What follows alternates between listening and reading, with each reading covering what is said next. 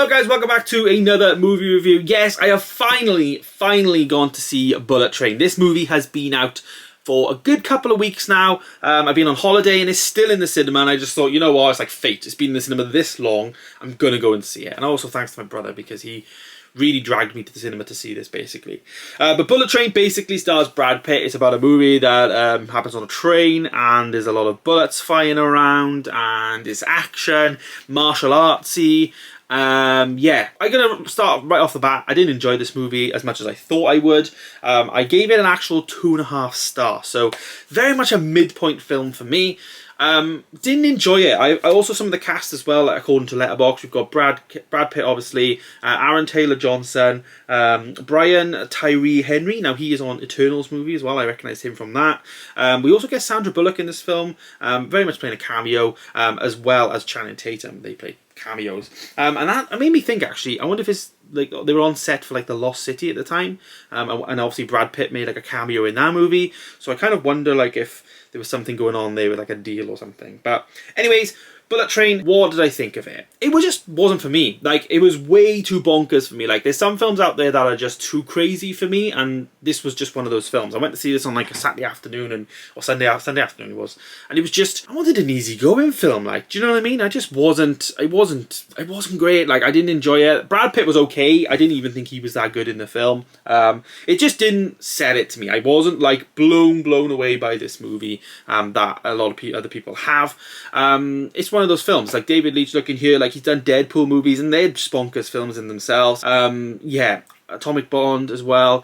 You know, he's done crazy films by the looks of it, but for me, it just didn't grab it at all. Like, do you mean, like, I thought the plot was okay. I thought there was some good stuff in there, but I kind of saw what the twists were going to be throughout the movie, if that makes sense. I kind of saw what was coming, you know, and there was some good writing in the film. I think I'll give it that. There was definitely good writing in the movie, some laughs, some twists, as I said, but it just wasn't fun. I wasn't enjoyable. I will not be buying it. I won't be watching it again, but it was 2.5 star. Good in some parts, bad in other parts.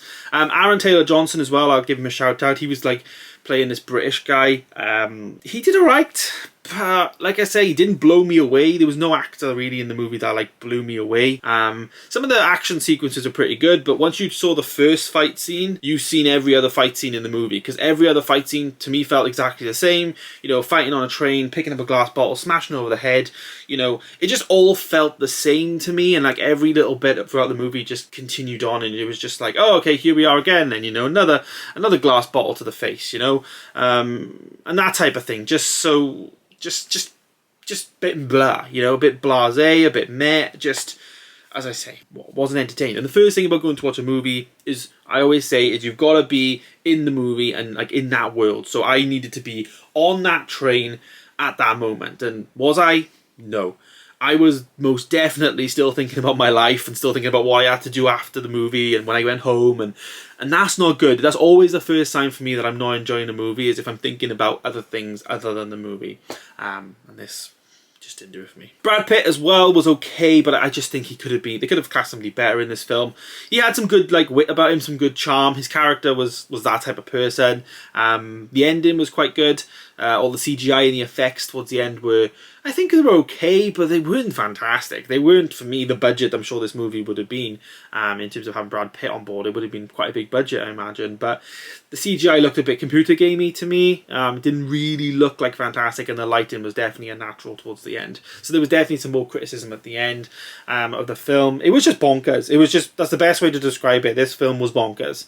And I won't be watching her again, so one of those. So there it is, guys. I did get around to watching Bullet Train. I did see a few comments while I was away on holidays asking me to go and review this film, and there it is. I did. It wasn't enjoyable. So yeah, Bullet Train, 2.5 stars. Thanks for watching, guys. Let me know your thoughts on Bullet Train down below. Do you agree with me, or do I need to watch her again? Do I need to have another perspective? Please don't make me watch her again, because that was painful. But thanks for watching, guys. Let me know your thoughts down below, as I say. Subscribe if you are new, and also like the video. Thanks for watching, and I'll see you in the next one. Goodbye.